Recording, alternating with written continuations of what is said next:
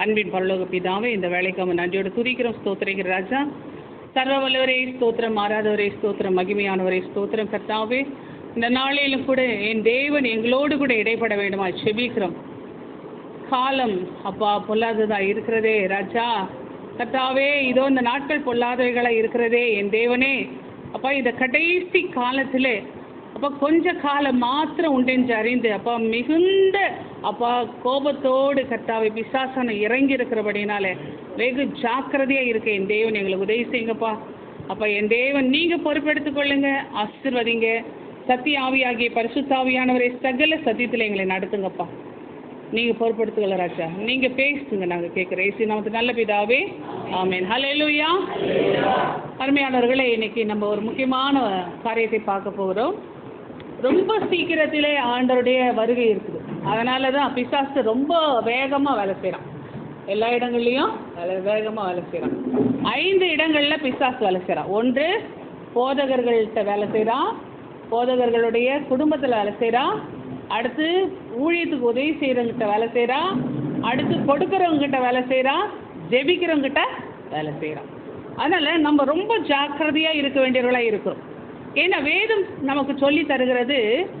எபேசியர் 1:13 நீங்கள் உங்கள் ரட்சிப்பின் சுவிசேஷமாகிய சத்திய வசனத்தை கேட்டு விசுவாசிகள் ஆன பொழுது வாக்கு தத்தம் பண்ணப்பட்ட பரிசுத்த ஆவியால் அவருக்குள் முத்திரை போடப்பட்டீர்கள். இன்னைக்கு நம்மகிட்ட முத்திரை இருக்கிறதா? முத்திரை போடப்பட்டது, அந்த முத்திரை நம்மகிட்ட இருக்கிறதா? இன்னைக்கு முத்திரை குறித்து தான் உங்கள் மத்தியில் பேச ஆவியானவர் எனக்கு உணர்த்தினார். அதனால தான் முத்திரை குறித்து தான் பேச போகிறேன்.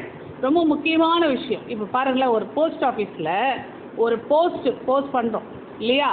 போஸ்ட் பண்ணும்போது என்ன செய்கிறாங்க? முத்திரை போட்டாதான் அது என்னது அடுத்த ஊருக்கு போகும்.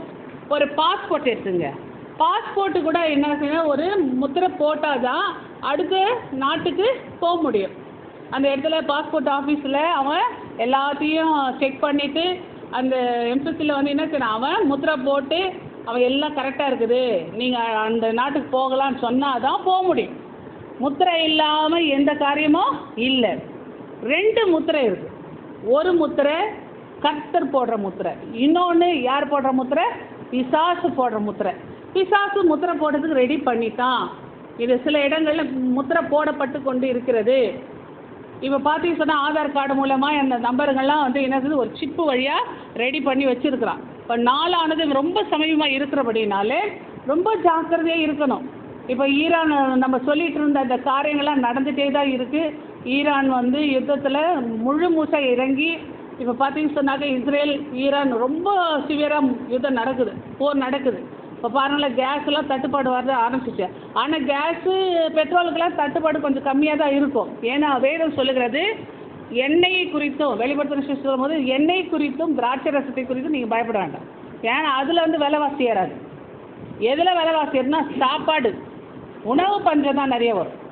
அதனால் சாராயத்துக்கு பஞ்சம் வராது, பெட்ரோலுக்கும் பஞ்சம் வராது, அது நார்மலாக போகும். ஆனால் எதில் பஞ்சம் வரும்? சாப்பாட்டுக்கு பஞ்சம் வரும். சாப்பாட்டுக்கு பஞ்சம் வரும், தண்ணீருக்கு பஞ்சம் வரும், காற்றுக்கு பஞ்சம் வரும். ஏன்னா இப்போ ஈரான் நிலைமை என்னன்னா அமில மழை பெய்யுது. இப்போ அந்த இடத்துல வெளியில் போக முடியல, அப்படியே ஆசிட் மழை. அந்த எல்லா குடோனும் பற்றி எரிஞ்சு ஆசிட் மழை பெஞ்சு உடம்புல என்ன ஆகுது, ஆசிட் புள்ளி புள்ளியாக விழுந்து அந்த உடம்புல இருக்க அந்த பட்டை புண்ணு ஆறவே ஆறாதான்.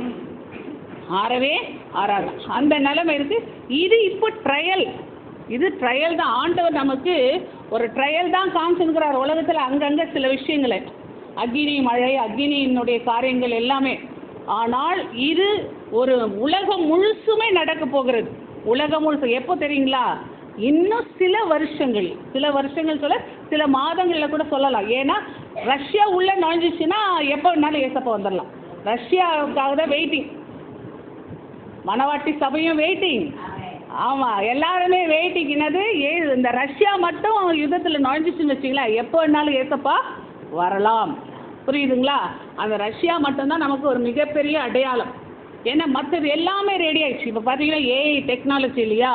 அந்த இப்போ வேதத்தில் பார்த்தீங்கன்னா நிறைய காரியங்களை சொல்லிகிட்டே போகலாம். நான் உங்களுக்கு சொல்லணும்னா நேரமே பார்த்தா இந்த சில அடையாளங்கள்லாம். முதல்ல ரோபோ வந்துச்சு, ரெண்டாவது ஏஐ டெக்னாலஜி வந்துச்சு, இந்த ஏஐ டெக்னாலஜி வந்து இன்னும் இம்ப்ரூவ் பண்ணினது பயோடெக்னாலஜி, செயற்கை மனிதன் வந்தான்.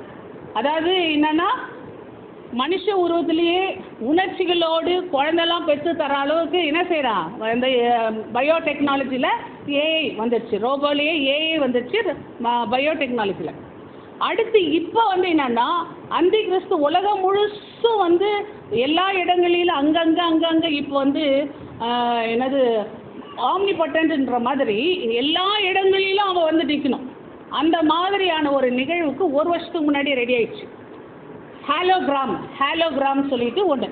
ஹாலோகிராம் சொன்னால் என்ன அர்த்தம்னா, இப்போ நான் இங்கே நின்று நான் தமிழில் பேசுகிறேன்னா இதே உருவம் அமெரிக்காவிலேயே இதே உருவத்தில் அமெரிக்காவில் இங்கிலீஷ்லேயோ இல்லாட்டி வேறு ஏதோ மொழியில ஜெர்மனில் டாச்சில் இதே உருவத்தில் அங்கே பேசலாம். ஆனால் நான் என்ன பேசுனா அதே வார்த்தை அங்கே கன்வெர்ட் ஆகின்னு இருக்கும், ஆனால் உருவமும் அங்கே இருக்கும். இதான் ஹாலோகிராம் சொல்கிறது. அந்த மாதிரி இன்றைக்கி வந்து ரெடி பண்ணியாச்சு, ஒரு வருஷத்துக்கு முன்னாடி ரெடி ஆயிடுச்சு. இது எதற்கு அடையாளம் என்றால் ஏஐ டெக்னாலஜி மூலம் பிசாசனன் அங்கங்கே நேபுகாத்நேச்சர் காலத்தில் என்ன ஆச்சுன்னா அவன் சிலையை வச்சு எல்லாரும் வணங்க சொன்னாங்கல்ல, அதே போல் பிசாசம் என்ன செய்கிறான், இந்த மாதிரி அவனுடைய உருவத்தை வச்சு அங்கங்கே வணங்குறதுக்கு ஏற்பாடு பண்ண போகிறான். அவனே வந்து என்ன சொல்ல கொல்லவும் அழிக்கவும் அவன் என்ன செய்கிறான், அவனுக்கு அதிகாரம் கொடுக்கப்பட்டது. எடுத்து ஒன்றா வாசிங்க, வெளிப்படுத்தின விசேஷம் 13ஆம் அதிகாரம் 15வது வசனத்தை எடுத்து வாசிங்க. சில காரியங்களை சொல்லிட்டு நான் சத்தியத்துக்குள்ளே போகிறேன். வாசிங்க 15 13 15 மிருகம்ன்றது என்னன்னா அதுதான் இயந்திர மனிதன் மிருகம். பேசத்தக்கதா இப்போ பேசுதான் எல்லாமே ஏஐ டெக்னாலஜி பொண்ணு மாதிரி. இப்போ நிறைய பேர் என்னன்னா எனக்கு கல்யாணமே மனுஷன் கூட கல்யாணம் வேணாம், ஏஐ கூட கல்யாணம் பண்ணிக்கிறேன்ட்டு கல்யாணம் பண்ணிக்கிறானுங்க. பொண்ணுங்களே ஏஐங்களே கல்யாணம் பண்ணிக்கிறாங்க. அந்த அளவுக்கு அவ பேசத்தக்கதாக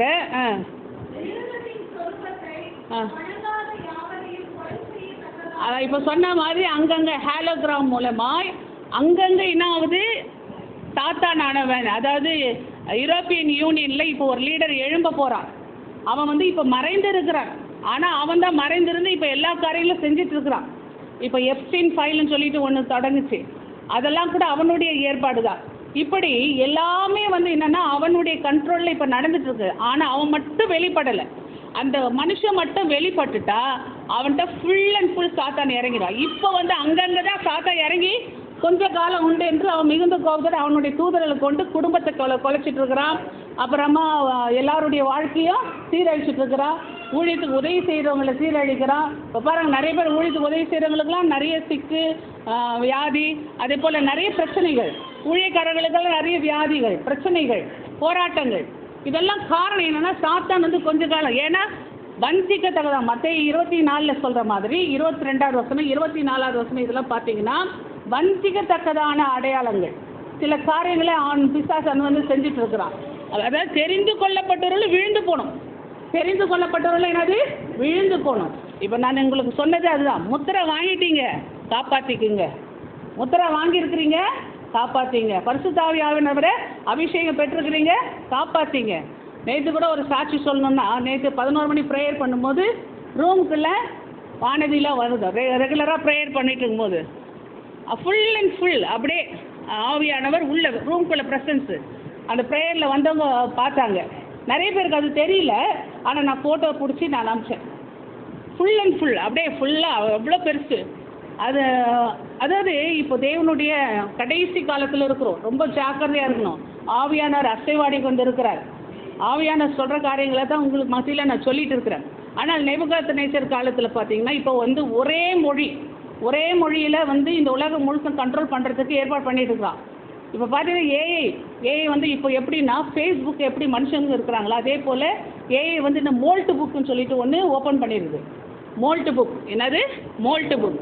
அந்த மோல்ட் புக்கில் பார்த்தீங்கன்னா பிசாசு அந்த மோல்ட் புக்கு மூலமாக அந்த ஏஐ எல்லாம் ஒன்றா சேர்ந்து ஏஐ ஏஜென்ட் ஏறத்தாழ 1.5 கோடி அந்த அது அது அந்த 1.5 லட்சமா 1.5 லட்சம் 1.5 லட்சம் ஏஐ அது ஏஜென்ட்டுங்கள அது வந்து தன்னோட சேர்த்துட்டு இருக்குது. 10 நாளில் 1.5 லட்சம் ஏஜென்ட்டுங்களை ஏஐ ஏஜென்ட்டுகளை 10 நாளில் ஒன்றா சேர்த்து இப்போ யாரை வேலைக்கு சேர்க்குதுங்கன்னா அதுங்களுக்கு வேலை செய்து மனுஷர்களை ஹையர் பண்ணுது, இன்டர்வியூ வைக்குது. அந்த அளவுக்கு மனுஷ மூளை வேலை செய்யுது. பாருங்க, அந்த வசனத்தில் வாசிங்கன்னா தேவன் இதை அனுமதிக்கிறார். தேவன் அறியாமல் இந்த விஷயம் நடக்கல, தேவன் அனுமதிக்கிறார். வாசிங்க 15வது வசனத்தில், வணங்கத்தக்கதாக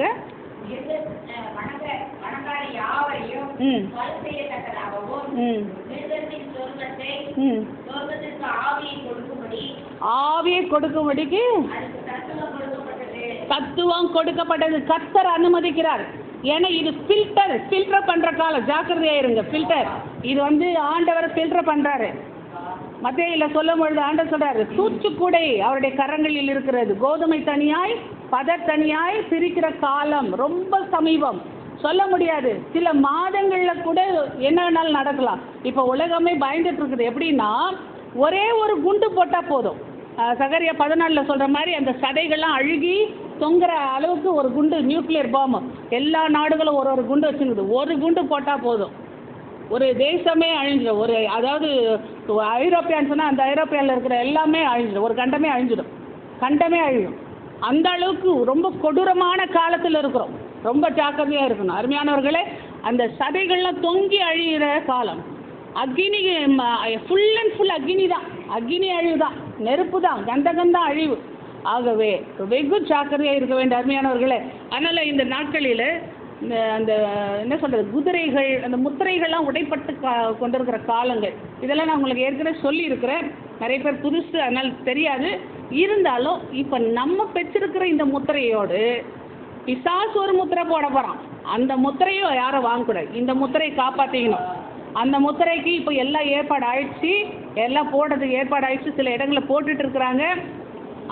நாம் ஆயத்தமாக இருந்தால் கர்த்தர் நம்மளை இந்த உலகத்தில் தப்பு வைத்துக் கொள்வார். இந்த உலகத்தில் தப்பிச்சு போகணும்னு நினைங்க, அவ்வளோதான்.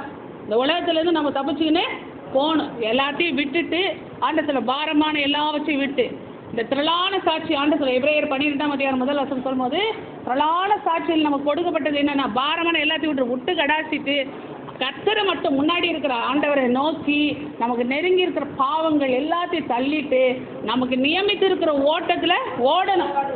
ரத்தம் சிந்தத்தக்கதாக கூட நீங்கள் இன்னும் போராடலையே. நீங்கள் ஆண்டவருக்கிட்ட இன்னும் போராடுங்க. இயேசு கிறிஸ்துவை நோக்கி பாருங்க. அநித்தியமான இந்த உலகத்தை ஆண்டவர் என்ன சொல்ற உதறிட்டு நித்தியமான அந்த சந்தோஷத்துக்காக, பரலோக ராஜ்யத்துக்காக அவர் ஓடினது போல அவரை முன்ன வச்சு விசுவாசத்தை துவக்குகிறவரும் முடிக்கிற அவரை வைத்து கொண்டு முன்னாடி வைத்துக்கிட்டு நீங்கள் ஓடுங்கன்ட்டு சொல்லப்படுது. எபிரேயர் 12:1 4-5 வரைக்கும் வாசிங்க.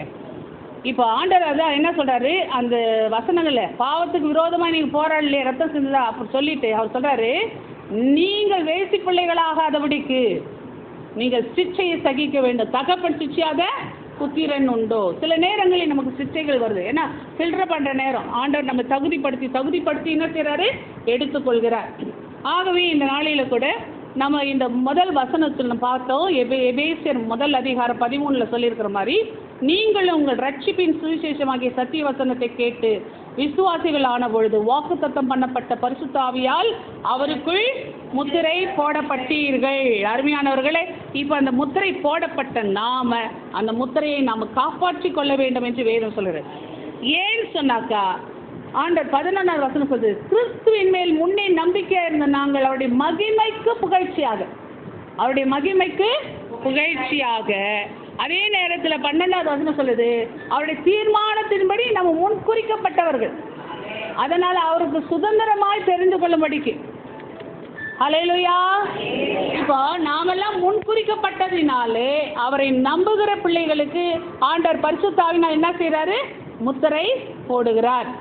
பரிசுத்த ஆவியானவரால் முத்திரை போடும் பொழுது நம்ம இயேசு விசுவாசிக்கிறோம். ஏசப்பா நீங்கள் தான் உண்மையான தேவன் அப்படி நம்பி அவரை நோக்கி பார்க்க ஆரம்பிக்கும் பொழுது நமக்குள்ள என்னது, பரிசுத்த ஆவியானவர் முத்திரையாக கொடுக்கப்படுகிறார். ஆமென். ஹல்லேலூயா.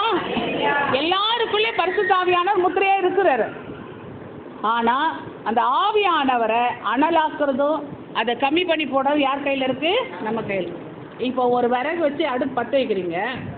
அந்த அடுப்பு நல்லா எரியணுன்னா என்ன பண்ணுவீங்க, ஊதணும். அடுத்து என்ன செய்யுங்க, இன்னொரு விறகு வைக்கணும், தள்ளணும், வேலை செய்யணும்.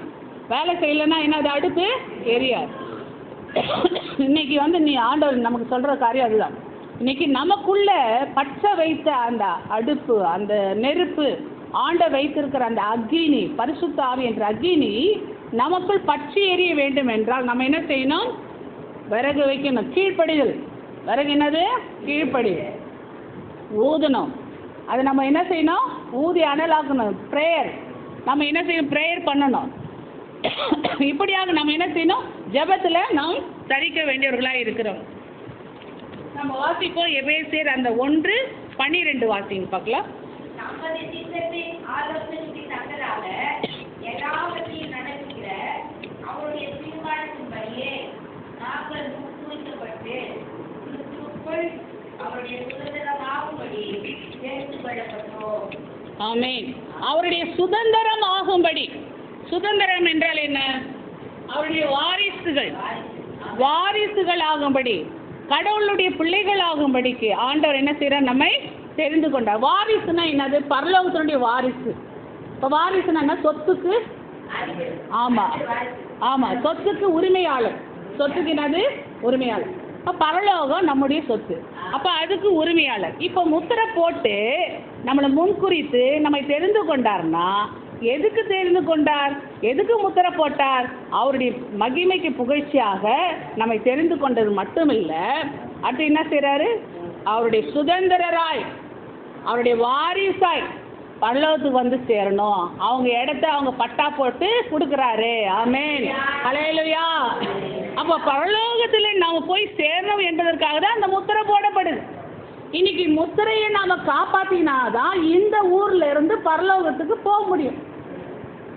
போஸ்ட் போடுற மாதிரி, போஸ்ட்டுக்கு இங்கே அச்சடிச்சாதான் அடுத்த ஊருக்கு போகிற மாதிரி, பாஸ்போர்ட்டுக்கு அச்சடிச்சாதான் அடுத்த நாட்டுக்கு போகிற மாதிரி, பரிசுத்த ஆவி என்ற முத்திரை நமக்குள்ள இருந்தாதான் பரலோகம் போக முடியும். இன்னைக்கு நம்ம வாரிசுகளாக குறிக்கப்பட்டுட்டோம், தெரிந்து கொள்ளப்பட்டுட்டோம், முன்குறிக்கப்பட்டுட்டோம். ஆனால் இந்த முத்திரையை நாம் காப்பாற்றி கொள்ள வேண்டும். மோசே வந்து சொல்கிறார். மோசே வந்து என்னென்னா, ஜீவ புஸ்தகத்தில் பேர் எழுதியாச்சு. முத்திரை போட்ட உடனே பேர் எழுதிடுறாரு ஆண்டவர். நம்ம பேரெல்லாம் ஜீவ புஸ்தகத்தில் இருக்குது, இப்போ இருக்குது. ஆனால் எப்போ கிறுக்கப்படும் தெரியாது. ஆமென். ஹல்லேலூயா.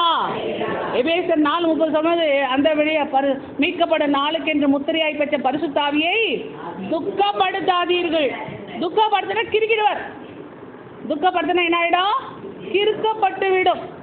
மோசே சொல்கிற மாதிரி ஜீவ புஸ்தகத்துலேருந்து பேரை கிறுக்கி போடாதபடிக்கு நம்ம பார்த்துக்கணும். புரியுதுங்களா? அப்போது ஆண்டவர் சொல்ல நம்ம எல்லாம் சோசன் பர்சன்.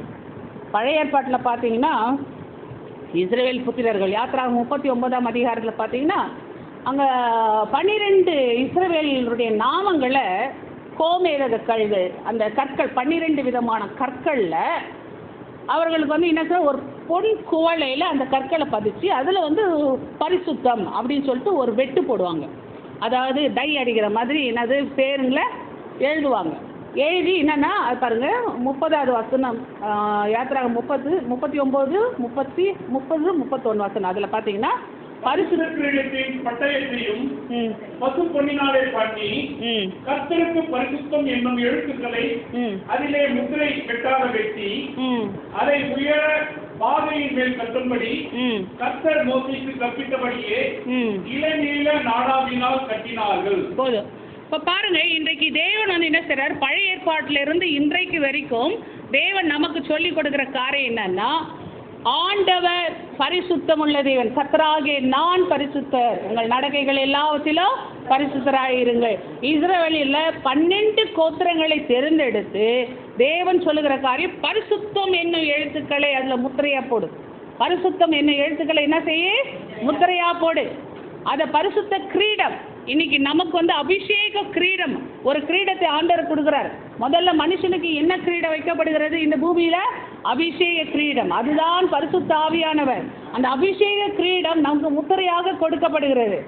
இந்த அபிஷேக கிரீடமானது அந்த நாட்களிலே 12 கோத்திரத்துக்கும் கற்களிலே பரிசுத்தம் பரிசுத்தம் பரிசுத்தம் ஒரு முத்திரை போட்டு அந்த கிரீடத்தில் அந்த பசும் பொண்ணுல அதாவது பதிச்சு என்ன செய்கிறாங்க? கட்டி விடுறாங்க. இன்றைக்கு தேவன் என்ன செய்கிறாரு? நமக்கு வெளி அடையாளமாக வைக்காம உள்ளத்தில் என்ன செய்கிறாரு? பரிசுத்தம் பரிசுத்தம் சொல்லிட்டு இன்னைக்கு நம்ம உள்ளத்துல எதிர்பார்க்கிறாரு. ஆமென். அல்லேலூயா அல்லேலூயா. அதனால தான் பேதுரு சொல்றாரு, 1 பேதுரு 1:14 சொல்வது, நீங்கள் முன்னமே உங்கள் அறியாமையினாலே கொண்டிருந்த இச்சைகளின்படி இனி நடவாமல் கீழ்ப்படுகிற பிள்ளைகளாக இருந்து. அப்போ நீ ஆண்டவராக இயேசு கிறிஸ்துவை ஏற்றுக்கொண்ட பிறகு மறுபடியும் அந்த இச்சையின்படி போகக்கூடாது, மறுபடியும் பாவ வழிக்கு போகக்கூடாது, மறுபடியும் பழைய பாவத்துக்கு போகக்கூடாது. திருடதான் இருக்கிறவன் இயேசு ஏற்றுட்ட பிறகு திருட்டு தொழில் மறுபடியும் போகக்கூடாது. பொய் பேசுகிறவன் மறுபடியும் இயேசு ஏற்றுட்ட பிறகு பொய் பேசலாமா? பொய் பேசக்கூடாது. அப்போது முன்ன இருந்த அதே நிலைமையில் இருக்காது.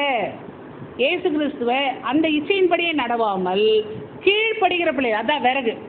நான் உங்களுக்கு சொன்னேன் இல்லையா, அனல் மூட்டுகிறது விறகு. கீழ்ப்படுகிற பிள்ளைகளாக இருந்து உங்களை அழைத்தவர் பரிசுத்தராக இருக்கிறது போல உங்கள் நடக்கைகள் எல்லாவற்றிலும் என்ன செய்யணுமா? பரிசுத்தராக இருங்கள். ஏன்னா நான் பரிசுத்தர், நீங்கள் உங்கள் நடக்கைகள் எல்லாவற்றிலும் பரிசுத்தர். நீங்கள் பரிசுத்தராக இருந்தாதான் உங்களுக்குள் போடப்பட்ட முத்திரையாகிய பரிசுத்த ஆவியானவர் உங்களுக்குள்ள வாசம் செய்வார். அவருக்கு பேர் என்ன பேரு? பரிசுத்த ஆவியானவர். அசுத்த ஆவி, அசுத்தத்தில் இருக்கிறவங்களுக்கு தான் அசுத்த ஆவி. ஆனா பரிசுத்தமா இருக்கிறவங்களுக்கு பரிசுத்த ஆவி. அருமையானவர்களே, இப்போ ஆண்டவர் அதனால தான் என்ன செய்யறாரு? வேறு பிரிக்கிறார். ஒவ்வொருவரையும் என்ன செய்யறாரு? வேறு பிரிக்கிறார். வேறு பிரிச்சு பரிசுத்தமாக்குகிறார். இன்னைக்கு இந்த உலகத்துல இருந்து நம்மளை வேறு பிரிக்கிறார். இந்த உலக மக்கள் இருந்து நம்மளை வேறு பிரிக்கிறார். ஆண்டவர் சொல்ல, நான் உலகத்தான் அல்லாதது போல நீங்களும் உலகத்தார் அல்ல. நான் உலகத்தான் அல்லாதது போல நீங்களும் உலகத்தார். இந்த உலகத்துல இருக்கிறவங்களுக்கு போலவே நீ இருக்காது, இந்த உலகத்துல இருக்கிறவங்கள போலவே நீ வாழாது. அதனால தான் ஆண்டவர் சொல்றார், சத்தியத்தினாலே அவர்களை பரிசுத்தமாக்கும். அப்போ வேத வசனத்தை வாசிக்கிற நாம அந்த வேத வசனத்துக்கு கீழ்ப்படியணும், கீழ்ப்படுகிற பிள்ளைகளா இருக்கணும். அப்படி கீழ்ப்படியும் பொழுது அந்த பரிசுத்தம் நம்மை இன்னும் என்ன அனல் ஆக்குகிறதா இருக்கிறது. ஆமே, கீழ்ப்படிது. அதாவது மோசே ஒரு முறை தப்பு பண்ணார். மோசே ஒரு தப்பு பண்ணிட்டார். என்ன தப்பு பண்ணாரு? வசனா கற்பாடு கண்மலையை அடின்னு சொன்னப்போ அடிச்சாரு. 2வது முறை பேசுன்னு சொன்னாரு, ஆனா அடிச்சுட்டாரு. கீழ்ப்படியாம என்ன செஞ்சது? அடிச்சுட்டாரு. அதுக்கு என்ன காரணம்? பழக்க தோஷம். இப்ப கூட பழைய பாவங்களை செஞ்சுட்டு இருக்கிறவங்க என்ன செய்ய, அதே பழக்க தோஷம் வரும். என்ன பழக்க தோஷம்? எங்கன்னா ஒரு பொருள் பார்த்தா திருடனுக்கு கை ஊறினே இருக்கும். அதாவது திருந்திருப்பான், ஏசாம ஏற்றுட்டு இருப்பான், ஆனாலும் என்னது? பழக்க தோஷம், கை ஊறிக்கினே இருக்கும். அதை எடுத்துடலாமான்னு. ஆனால் என்னன்னா எடுக்காமல் இருந்தால் நீ ஜெயிச்சிட. அப்போ அதான் ஆண்டவர் சொல்கிறார். அந்த வசனம் பேசும். ஆண்டவர் சொல்கிறாரே, நீ என்ன செய்ற? பழைய பாவத்திலேருந்து நீ விடுதலை அடைஞ்சிருக்கணும். அப்படி சொல்லும் பொழுது அந்த பாவத்திலேருந்து நம்ம விடுதலை அடைஞ்சிட்டோம். நான் இனி திருந்தினவன், நான் பரிசுத்தமானவன், நான் இனிமே நான் ஒழுங்காக இருக்கணும் அப்படின்னு நீ முதல்ல முடிவெடுக்கணும். முடிவெடுக்காம அதே பாவத்துக்குள்ள போனீன்னா நீ என்னது? தோற்று போகிற. தோற்று போகும்போது என்னது? உனக்கும் உலகத்தானுக்கும் வித்தியாசம் இல்லை. உனக்கும் உலகத்தானுக்கும் வித்தியாசம் இல்லை. இப்போ இன்னைக்கு ஆண்டவர் சொல்கிறாரு, சத்தியத்தினாலே நான் உன்னை பரிசுத்தமாக்குறேன். வசனத்தை கேட்குறியே, கேட்குற வசனத்தின்படி நீ நடக்கிறியா? கேட்குற வசனத்தின்படி நடக்கிறியா? வசனத்தை வசனமாகவே வச்சுருந்தா எப்படி கீழ்ப்படிதல் இல்லைன்னா எப்படி நீ பரிசுத்தமாவ? இன்னைக்கு அப்படிதான் நிறைய பேர் வசனம் நல்லாவே இருக்குது, சூப்பராக இருக்குது, நல்ல மெசேஜ் அப்படி சொல்கிறதோடு நிறுத்திக்கிறாங்க. தான் வாழ்க்கையில் அப்ளை பண்ணுறதில்ல, அபியாசப்படுறதில்ல. தேவன் கீழ்ப்படிதல்னால தான் பரிசுத்தம். அதனால தான் மோசே சொல்கிறார், என்னுடைய நாமத்தை நீ பரிசுத்த குலைச்சலாக்கிட்ட. என்னுடைய நாமத்தை என்ன செய்த? பரிசுத்த. ஏன் பரிசுத்த குலைச்சலாக்கிட்ட? நீ கீழ்ப்படியாததினாலே, நான் சொன்ன வார்த்தை கீழ்ப்படியாததினாலே நீ பரிசுத்த குலைச்சலாக்கிட்ட. இன்னைக்கு அப்படிதான். இன்னைக்கு ஆண்டவருடைய வசனத்தை கேட்கிற நாம் அதுக்கு கீழ்ப்படியாததுனாலே நாம் தேவனுடைய நாமத்தை பரிசுத்த குலைச்சலாக்குகிறோம். ஆண்டவர் இன்னைக்கு அதான் சொல்ற, உமது சத்தியத்தினாலே அவர்களை பரிசுத்தமாக்கும். அவனுடைய வசனம் தான் சத்தியம். நீர் என்னை உலகத்தில் அனுப்புனது போல் நான் அவர்களை உலகத்தில் அனுப்புறேன். உலகம் பாவம்தான், உலகம் பாவம்தான், இருள் தான், மோசமான உலகம்தான், மோசமான ஜனங்க தான். ஆனா நீ சத்தியத்தை படிச்சிருக்கிற இல்ல, நீ சத்தியத்தை கேட்டிருக்கிற இல்ல, அப்போ நீ கீழ்ப்படிந்து நீ பரிசுத்தமா ஜீவி, நீ அந்த பரிசுத்தமா உன் வாழ்க்கை வாழு இல்லையா?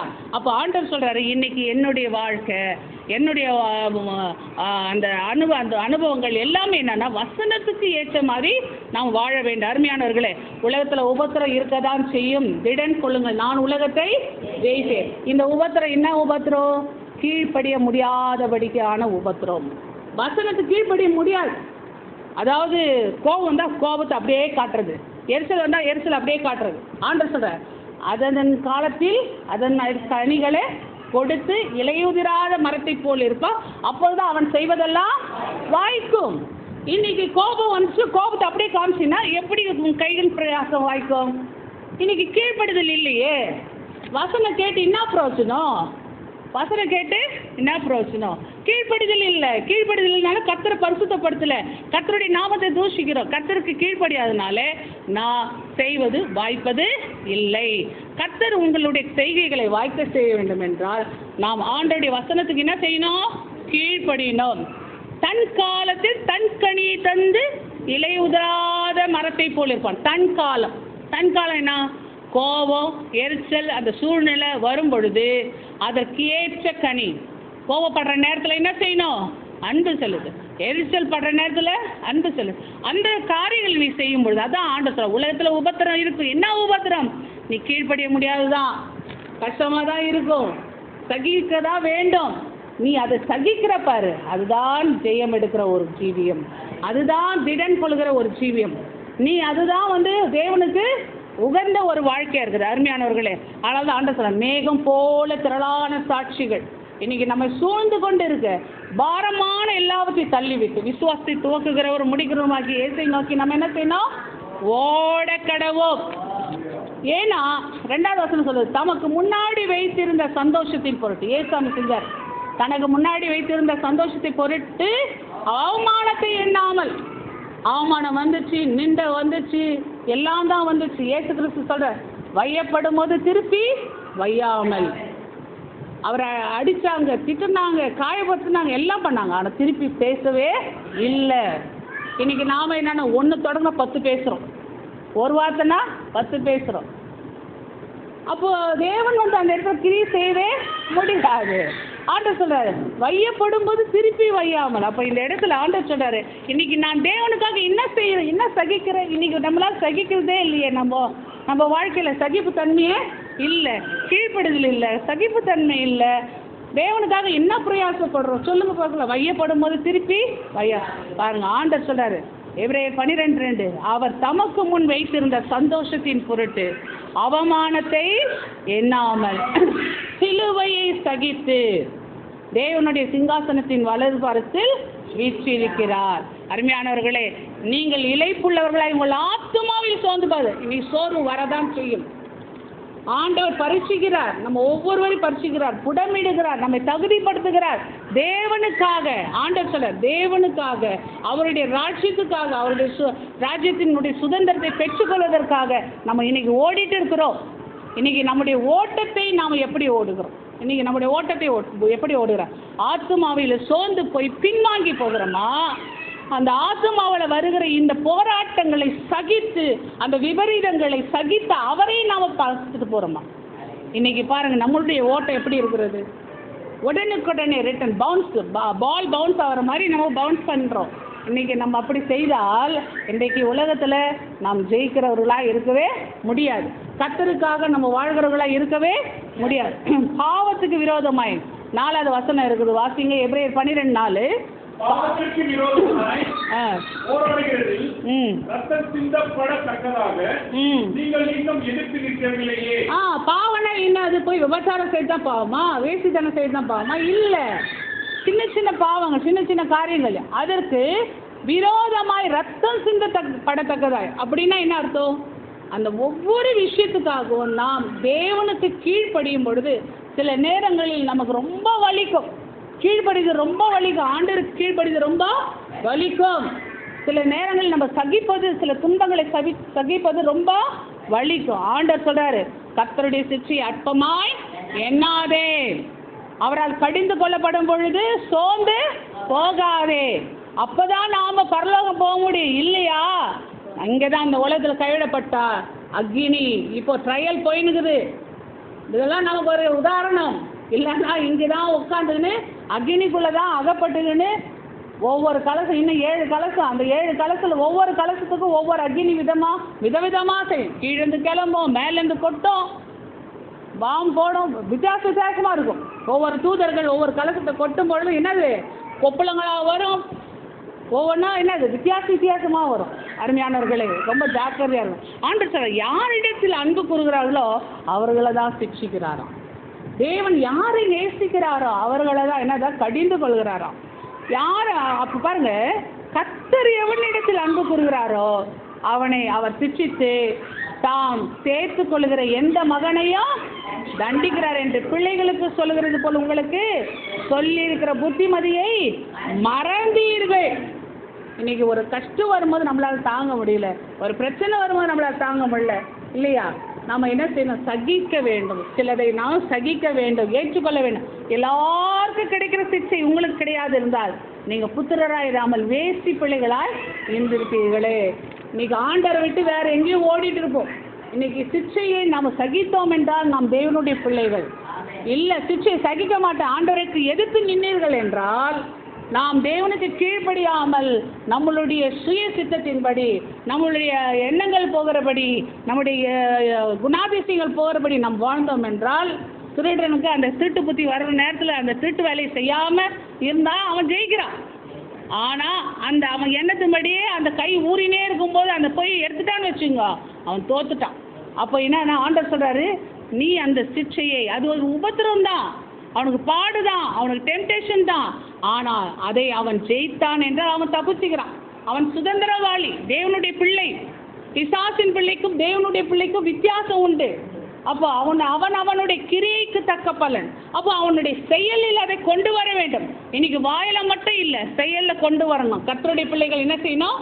செயலில் கொண்டு வர வேண்டும். அருமையானவர்களே, அதனால தான் நம்முடைய சரீரத்துடைய தகப்பன்மார்கள் சிக்ஷிக்கும் பொழுது அது நமக்கு என்னது ரொம்ப கடினமாக இருக்குது. ஆனால் அது என்னென்னா இந்த உலகத்தினுடைய கண்டிஷன், உலகத்தில் நல்லா இருக்கணும் அப்படின்னு கண்டிஷன் பண்ணுறாங்க. ஆனால் பிதா, ஆவிகளின் பிதா, பிசாசனுடைய ஆவிகள்கிட்ட நம்ம மீட்கும்படிக்கு அவர் நம்மை கண்டிக்கிறார்.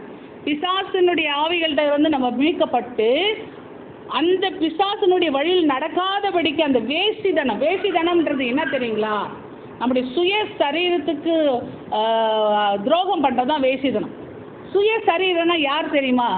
கிறிஸ்து தான் தலை, நாமெல்லாம் அவருடைய சரீரமாக இருக்கிறோம். கிறிஸ்துவுக்கு நாம் துரோகம் பண்ணுகிறோம். ஆமென், அல்லேலூயா. அப்போது இயேசு கிறிஸ்து தான் நம்முடைய தேவனாக இருக்கிறார், அவருக்கு நம்ம துரோகம் பண்ணுகிறோம். வேசிதனம் என்பது நம்முடைய சுய சரீரத்துக்கு, விபச்சாரத்துக்கு ஒரு அர்த்தம் உண்டு, வேசிதனத்துக்கு ஒரு அர்த்தம் உண்டு. விபச்சாரம்னா கல்யாணம் ஆகிறதுக்கு முன்னாடி பாவம் செய்கிறான் பாருங்க, அவன் விபச்சாரி. கல்யாணம் பண்ணுறதுக்கு முன்னாடி செய்கிறான் பாருங்க, அது விபச்சாரம். வேசிதனம் என்றால் கல்யாணம் பண்ணா பாருங்க, கல்யாணம் பண்ணிட்ட பிறகு இன்னொருத்தர்கிட்ட போகிறது வேசிதனம். வித்தியாசம் தெரிஞ்சுங்க, இதான் உண்மை. வேசிதனம் என்பது கல்யாணம் பண்ண பிறகு இன்னொருத்தர்கிட்ட போகிறான் பாரு, அவன் வேசி. பெண்ணாக இருந்தாலும் சரி, ஆணாக இருந்தாலும். இன்னைக்கு ஆண்டவர் வேசிதனம் என்று வேதத்தில் சொல்வதற்கு காரணம் என்ன? உன் தேவனாகிய கர்த்தருக்கு நீ கீழ்ப்படியாம நீ வேறு ஒரு ஆவியினுடைய காரியங்களுக்கு நீ கீழ்ப்படுத்தி போன வேசிதனம். அப்போ நீ ஆண்டவருக்கு என்று முன்குறிக்கப்பட்டிருக்கிற, நீ பிள்ளை என்று கொடுக்கப்பட்டிருக்க, நீ முத்திரைக்கப்பட்டிருக்கிற, நீ அவருக்கு சொந்தமானவள், சுதந்திரவாளி. அப்போ நாம் அவருக்கு சுதந்திரவாளியாக முத்திரிக்கப்பட்டிருக்கிறோம். அப்படி இருக்கும் பொழுது வேசிதனம் என்பது ஆண்டவருக்கு சொந்தமாக இருக்கிற நாம் அவருக்கு கீழ்ப்படியாமல் வேற எதுக்காவது கீழ்ப்படுதா அது பேர் என்னது? வேசிதனம். ஆமென், அல்லேலூயா. அதனால தான் ஆண்டவர் சொல்றாரு, இன்னைக்கு தேவன் நமக்கு சொல்லுகிற காரியம், எல்லாருக்கும் கிடைக்கிற சிக்ஷை உனக்கு கிடையாது என்றால் நீ புத்திரராய் இல்லாமல் வேசி பிள்ளையாயிருப்பாயே. இன்னைக்கு நமக்கு கண்டிஷன் பண்ணுறாரு, நம்மளை திருத்துறாருன்னா நம்ம என்னது? வேசி பிள்ளையாய் போகாதபடிக்கு, பிசாசினுடைய ஆவிக்கு கீழ்ப்படியாதபடி, வேறொரு தகப்பனுக்கு வேறொரு ஆளுக்கு பிள்ளையாய் போகாதபடிக்கு, பிசாசின் பிள்ளையாய் மாறாதபடிக்கு தேவன் நம்மை பிரித்தெடுக்கிறார். ஆமென், அல்லேலூயா, அல்லேலூயா. அதனால தான் எபிரேயர் 12:10 சொல்லுது, அவர்கள் தங்களுக்கு நலம் என்று தோன்றினபடி கொஞ்ச காலம் சிரித்தார்கள். யாரு? இந்த உலகத்தில் இருக்கிற அப்பாங்க. ஆனால் நம்முடைய தேவன் என்ன செய்கிறார்? நம்ம பரிசுத்தம் அடைகிற வரைக்கும் சிரிச்சுட்டுனே இருப்பார். ஆமென், அல்லேலூயா. நம்ம திருந்துற வரைக்கும் சிரிச்சுக்கிட்டே இருப்பார், திருந்துற வரைக்கும். இன்னைக்கு நம்ம தாழ்மையாக ஆண்டத்தை ஒப்பு கொடுத்து, ஆண்டரை என்கிட்ட தப்பு இருக்குது அப்படி நான் ஒத்துக்கிறேன்னு என்னைக்கு தாழ்ந்து போகிறீங்களா அப்போ தான் உங்கள் சிற்றைகள் நிறுத்தப்படும். ஆமென், அல்லேலூயா. இன்னைக்கு உங்கள் வாழ்க்கையில் சிற்றைகள் தொடருதா? காரணம் என்ன? கீழ்ப்படுதல் இல்லை, தாழ்மை இல்லை, கடின இருதயம். தேவனுக்கு விரோதமான ஒரே பெரிய பாவம் தெரியும், என்ன தெரியுங்களா? பெருமையும் கடின இருதயம். அந்த கடின இருதயம் வந்தால் என்ன? பெருமை வரும். பெருமை வந்தால் என்ன? தாழ்மை வராது. தேவன்கிட்ட தாழ்ந்து போக முடியாது, மனுஷன்கிட்ட தாழ்ந்து போக முடியாது. அருமையானவர்களை ரொம்ப ஜாக்கிரதையாக இருங்க. ஆண்டவர் வேதம் தெளிவாக சொல்கிறது, இவரோ தம்முடைய பரிசுத்தத்துக்கு பங்குள்ளவர்கள் ஆக பொருட்டு நம்முடைய பிரயோஜனத்துக்காகவே நம்மை சிற்றிக்கிறார். இன்னைக்கு நம்ம முன்குறிக்கப்பட்டு முத்திரிக்கப்பட்டிருக்கிறோம்.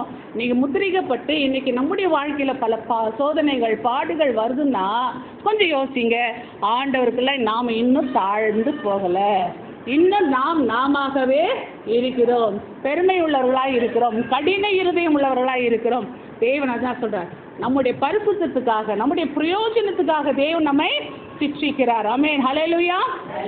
ஆனால் ஆண்டவர் சொல்றார் பாருங்க, அடுத்த வசனம், எந்த சிற்றை தற்காலத்தில் சந்தோஷமாய் காணாமல். இப்போ அது சந்தோஷமா இருக்காது. இப்போ சிற்றைனா ரொம்ப சந்தோஷமானதாக இருக்காது, ரொம்ப கஷ்டமாக இருக்கும், வேதனையாக இருக்கும். சரீரத்தில், ஆத்மாவில், ஆவியில் எல்லாத்துலேயும் வேதனையாக இருக்கும். நான்லாம் ஒரு காலத்தில் அப்படி தான் பட்டேன். அதை கொஞ்சம் தூக்கி சமாதானப்படுத்தணும். அந்த காரியம் ஆண்டவர் என்ன சொல்கிறாருன்னா, நம்முடைய உள்ளத்தில் ஒரு காலத்தில் ரொம்ப வேதனையாக இருக்கும். சில நேரங்களில் இந்த தேவன் நம்ம சிக்ஷிக்கும் பொழுது அதை சரி பண்ணி நம்ம வரத்துக்குள்ளே போதும் ஆகிடும். அந்த நேரத்தில் நம்ம ஆண்டர்கிட்ட சரண்டர் ஆகிட்டு தாழ்ந்து தேவ சித்தத்தை புரிந்து கொண்டு நம்ம நடக்க ஆரம்பிச்சோம்னா அந்த சிக்ஷைகள் மாறுறதை நம்ம பார்க்கலாம். ஆமென். நீங்கள் அனுபவிக்கணும், அதை அனுபவிக்கணும். நீங்கள் தேவன்கிட்ட சரண்டர் ஆகுங்க, ஆண்டர்கிட்ட சரண்டர் ஆகுங்க, தாழ்ந்து ஒப்பு கொடுங்க. உங்கள் வாழ்க்கையில் இருக்க சிக்ஷைகள் மாறும், உங்களுக்கு தேவன் கொடுக்குற அந்த காரியங்கள் மாறும். ஏன்னா எந்த சிக்ஷையும் தற்காலத்தில் சந்தோஷமாய் காணாமல் துக்கமாய் காணப்படும். கண்டிப்பாக அப்படி தான் இருக்கும். அந்த வனாந்தரத்தை கடந்து வந்ததுனால தான் நாங்களாம் பேசுகிறோம். நாங்களாம் சும்மா அப்படியே காற்றுல பறந்துன்னு வந்து பேசலை, ஆகாயத்தில் சொல்ல மாட்டேங்கல. நாங்களாம் அதெல்லாம் கடந்து வந்தோம், அந்த சிக்ஷைகளை கடந்து வந்தோம். அப்படியே ரத்தம் ஒழுகிற மாதிரி இருக்கும் மனசில். அந்த அளவுக்கு வேதனைகள்லாம் கடந்து வந்து தான் இருக்கிறோம். நிறைய வேதனைகளை கடந்து வந்திருக்கோம். பாடுகள், உபத்திரம், பசி, பட்டினி எல்லாத்தையும் கடந்து வந்திருக்கிறோம். தேவன் கடந்து வந்து அதை எல்லாவற்றையும் அதை ஜெயிக்க வைத்த பிறகுதான் நாங்கள் இன்றைக்கு பிரசங்கிக்கிறோம். அருமையானவர்களை, எந்த சிக்ஷையும் தற்காலத்தில் சந்தோஷமாய் காணாமல். அப்போ பாடுகள், உபத்திரங்கள், வேதனைகள் உங்கள் வாழ்க்கையில் வருதா, உங்கள் குடும்பத்தில் வருதா, உடனே ஆண்டர்கிட்ட ரெப்பண்ட் பண்ணுங்க, மனஸ்தாப்பட்டு ஆண்டர்கிட்ட மன்னிப்பு கேளுங்க. தேவனே, உமக்கு சித்தம் இல்லாத விஷயங்கள் என்னிடத்தில் இருக்கா, உமக்கு பிரியம் இல்லாத காரியங்கள் என்னிடத்தில் இருக்கா, என்னை தாழ்த்துகிறேன் ஆண்டவரே. கடின இருதயம் வேண்டாம், கடின இருதயம் வேண்டாம், பெருமை வேண்டாம், தாழ்மை ரொம்ப ரொம்ப முக்கியம். தேவன் நமக்கு சொல்றது. ஆனால் ஆண்டவர் சொல்ற, பிற்காலத்தில் பழகினருக்கு அது நீதியா என்னப்படும். அதுதான் நீதி. நீங்கள் எப்போ தேவனுக்கு முன்பாக தாழ்த்துறீங்களோ அதுதான் நீதி, இல்லையா? பெருமை உள்ளவர்கள் தேவன் என்ன செய்கிறாரு? எதிர்த்து நிற்கிறார். உங்கள் காரியங்கள் வாய்க்கவே வாய்க்காது. பெருமை உள்ளவர்களுக்கு தேவன் என்ன செய்கிறாரு? எதிர்த்து நிற்கிறார். தேவன் உங்கள் ஜெபத்தை கேட்கவே மாட்டார், ஜெபத்தை கேட்கவே மாட்டார். உங்கள் காரியங்கள் வாய்க்கவே வாய்க்காது. தாழ்மை, ரொம்ப தாழ்மை. ஆண்டவர்கிட்ட தாழ்மை தான் ரொம்ப முக்கியம். பிசாசுடைய சுவாபம் அது. பெருமையும் கடின இருதயமும் பிசாசுடைய சுவாபம். இன்னைக்கு தேவன் நம்மிடத்தில் சொல்ற, ஆகிய நெகிழ்ந்த கைகளையும் தளர்ந்த முழங்கால்களையும் நீங்கள் திரும்ப நிமிர்த்தி முடமாயிருக்கிறது பிசுகி போகாமல் சொத்தமாகும்படி உங்கள் பாதங்களுக்கு வழிகளை செவ்வைப்படுத்துங்கள். ஏன்னா பரிசுத்தம் இல்லாமல் ஒருவனு கர்த்தரை தரிசிப்பதில்லையே. பரிசுத்தம் ரொம்ப முக்கியம். பரிசுத்தம் ரொம்ப ரொம்ப முக்கியம். சரீரத்தில் சுத்தமாக இருக்கிறது பெருசு இல்லை, நம்ம வீட்டை சுத்தம் பண்ணிஇருக்கிறது பெருசு இல்லை, நம்மளுடைய ஊரை சுத்தம் பண்ணினுங்கிறது பெருசு இல்லை, நம்முடைய ஆத்தும சுத்தம் ரொம்ப முக்கியம். நம்ம ஆத்துமா உள்ளான மனுஷங்க தேம்பார். இன்னைக்கு சாமுவேலை பார்த்து நீ போய் அபிஷேகம் பண்ணு, ராஜாவை அபிஷேகம் பண்ணுன்னு அவங்க ஈசாய் வீட்டில் போயிட்டு சொல்லும் பொழுது அந்த இடத்துல எல்லா பிள்ளைங்களும் பார்க்குறாரு. ரொம்ப ஜெய்ஜாண்டிக்காக பெரிய மனுஷன், ஹைட் வெயிட்டாக இருக்கிற எலியாப்பு, அதுவும் இவன்ட்டு கூப்பிட்டு எல்லாரையும் அறிமுகப்படுத்துகிறாரு ஈசாய். அப்படி பண்ணும் பொழுது சாமுவேல் இவனா ஆண்டவரே, இவனா ஆண்டவரே, இவன் பெரிய நல்ல வல்லமையாக இருக்கிறானே, ஹைட்டாக இருக்கிறானே, ரொம்ப புஷ்டியாகிறானே, இவன் தான் ராஜாவாக இருப்பான் சொல்லிட்டு ஒவ்வொருத்தருக்கா எடுத்துன்னு போய் நான் தைலக்குப்பை எடுத்துன்னு போகிறாரு. நிறுத்து, அவன் இல்லை. 6 பேர் முடிஞ்சு போச்சு. இன்னும் ஒருத்தர் இருக்கிறானா பார்த்தாக்கா அவன் எங்கே இல்லை, எங்கேயோ ஆடு வச்சுருக்கிறான். அப்போ என்னது, அந்த இடத்துல ஆண்டவர் அனுப்புகிறார், போய் அவனை கூட்டின்னு வர சொல்லு. அதுக்கு பிறகுதான் அபிஷேகம். அப்போ சாமியார்கிட்ட சொல்லி ஆண்டவர் வந்து அனுப்பு, ஆளை அனுப்பு, அவன் போய் கூட்டின்னு வர சொல்லு. அதுக்கு முன்னாடி நான் பந்தி இருக்க மாட்டேன், அதுக்கு முன்னாடி நான் இங்கே சாப்பிட மாட்டேன், அதுக்கு முன்னாடி வேலையை முடிக்காமல் நானே சாப்பிட மாட்டேன். அருமையானவர்களே, இன்றைக்கு தேவன் முகத்தை பார்க்கல. இன்னைக்கு நம்ம முகத்தை வந்து நம்ம அழகாக வச்சுக்கணும், இன்னைக்கு நம்ம எல்லாத்தையும் அழகாக வச்சுக்கணும், நம்ம ட்ரெஸ்ஸு நல்லா வெல்ட்டடாக நல்லா அழகாக போட்டுக்கணும், அப்படிலாம் இல்லை. தேவன் வந்து உள்ளத்தை பார்க்குறார். நீ கந்த துணி போட்டிருந்தா கூட உன் உள்ளத்தில் பரிசுத்தம் இருக்கணும், உன் உள்ளத்தில் ஆண்டவர்கிட்ட தாழ்மை இருக்கணும், உன் உள்ளத்தினுடைய அழகை தான் ஆண்டவர் எதிர்பார்க்குறார். புறம்பான அலங்கரிப்பு உனக்கு அலங்காரமாயிரும். பேதுருக்கிட்ட ஆண்டவர் சொல்லுவார் பாருங்க, புறம்பான பேதுரு புஸ்தகத்தில் அவர் அழகாக எழுதுவார். 1 பேதுரு 3ஆம் அதிகாரத்தில் பார்த்தீங்கன்னா தெரியும். புறம்பான அலங்கரிப்பு உனக்கு அலங்காரமாக இல்லாமல் உள்ளான மனுஷன், உள்ளான அலங்கரிப்பு தான் அந்த இருதயமாகிய அலங்கரிப்பு. இருதயத்தினுடைய எண்ணங்கள், இருதயத்தினுடைய யோசனைகள் உனக்கு அலங்காரமாக இருக்கு கடவுள். அதுதான் தேவன் பரிசுத்தத்தை எதிர்பார்க்கிற தேவன். அருமையானவர்களே, ஆனால் தான் தேவன் சொல்றாரு 15வது வசனம், எபிரேயர் 12ஆம் அதிகாரம் 15வது வசனம், ஒருவனும் தேவனுடைய கிருபையை இழந்து போகாதபடிக்கு ஆண்டவர் கிருபை பொழுதுனே இருக்கிறார். இன்னைக்கு அந்த தொட்டி, அந்த உங்களுடைய அந்த பாத்திரம் கவுத்து போட்ட பாத்திரமா இருந்துச்சுன்னா எழுந்து போகுது. இன்னைக்கு கவுத்து போட்டு கடின இறுதியினால நீங்கள் எழுந்து போய் கொண்டிருக்கிறீர்கள். எழுந்து போகாதபடி யாதொரு கசப்பான வேர் முளைத்தெழும்பி கலக்கம் உண்டாக்குகிறதுனால் அநேக தீட்டுப்படாதபடிக்கு ஒருவனு வேசிக்கலனாகவும் ஒருவேளை போஜனத்துக்காக தன் சேஷ புத்திரத்தை விற்று போட்ட ஏசாவை போல சீர்கெட்டவனாக இராதபடிக்கு எச்சரிக்கையாயிருங்கள். ஆமென், அல்லேலூயா. அப்ப இன்றைக்கு தேவன் நம்மை பரிசுத்தத்துக்கு பங்குள்ளவராக அழைத்திருக்கிறார். பரிசுத்தம் இல்லாமல் தேவனுடைய ராஜ்யத்துல பிரவேசிக்க முடியாது. இன்னைக்கு தேவன் உங்களை கிருபை எழுந்து போகாது. தேவனி இப்பதான் கிருபை. இப்போ பரிசுத்த ஆவியெல்லாம் எடுபட்டு போகிற காலம் வரும். பரிசுத்த ஆவியானவர் எடுபட்டு போயிடுச்சுன்னா நமக்கு கிருபை கிடைக்காது. நீங்க முட்டி முட்டி ஜெபம் பண்ணாலும் கிடைக்கவே கிடைக்காது. அருமையானவர்களே, இந்த காலத்தை பயன்படுத்திக்கொள்ள. இன்னும் கொஞ்ச காலம்தான், இப்போவே இந்த காலத்திலே நம்மை சரிப்படுத்தி நம் தேவனுக்கு பிரியமாய் மாறினாதான் அந்த கசப்பான வேர் ஒருவனும் தேவனுடைய கிருபை இழந்து போகாதபடிக்கு யாதொரு கசப்பான வேர் முளைத்தெழும்பி கலக்கம் உண்டாகிறதா. இன்றைக்கு அந்த கசப்பு நம்மிடம் இருக்கக்கூடாது, வெறுப்பு நம்மிடத்தில் இருக்கக்கூடாது, எரிச்சல் நம்மிடத்தில் இருக்கக்கூடாது, பொய் இருக்கக்கூடாது, திருட்டு இருக்கக்கூடாது. அந்த இருதயத்தினுடைய அந்த எல்லாமே ஒரு கெட்ட ஆவி, எல்லாமே என்னது, ஒவ்வொரு கெட்ட ஆவி. அந்த கெட்ட ஆவிக்கு இடம் கொடுக்காம கலக்கம் அநேக தீட்டுப்படாதபடி. இந்த கசப்பு வந்தால் என்னது, எல்லாமே கசப்பாயிடும், எல்லாமே கசப்பாயிடும். அப்போ அநேக தீட்டு ஆகாதபடி.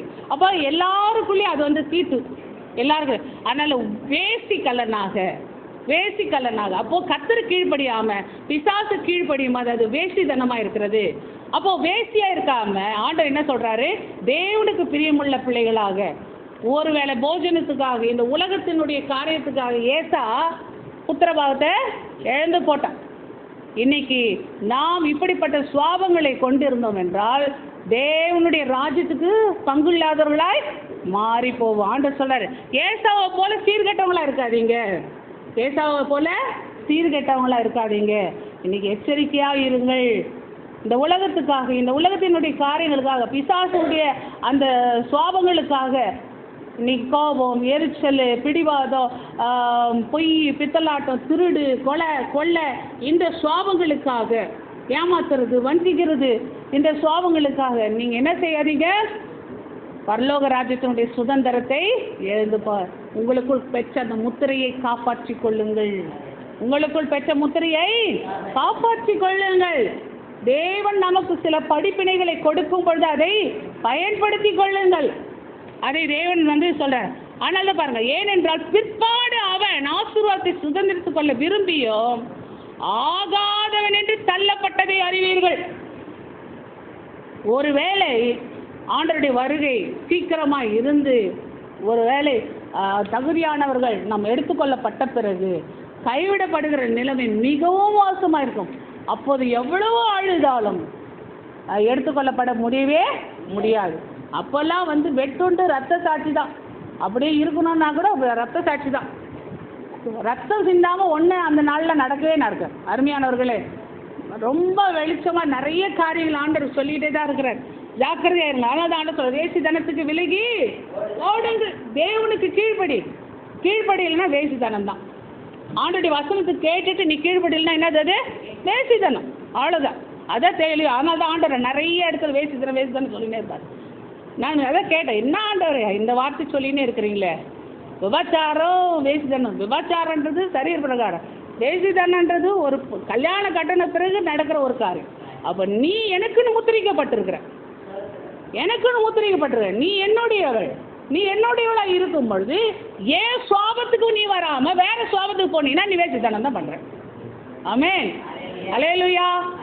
அப்போ ஏன் சுவாபத்துக்கு நீ வராம வேற சுவாபத்துக்கு போகும்பொழுது பாருங்க, வேசித்தனத்துக்கு விலகியோடுங்கள். மனுஷன் செய்கிற எந்த பாவமும் சரீரத்துக்கு புறம்பாயிருக்கும். நல்லா தெளிவாக இருக்கு பாருங்க. 1 கொரிந்தியர் 6:18 யாருன்னா எடுத்து வாசிங்க. இது ரொம்ப அழகா இருக்கு. அந்த வசனம் தெளிவாக விளக்கம் சொல்லியிருக்கிறார் பாருங்க. மனுஷன் செய்கிற எந்த பாவமும் 6:18 வேசித்தனத்துக்கு விலகியோடுங்கள். சரீரத்துக்கு புறம்பாயிருக்கும்.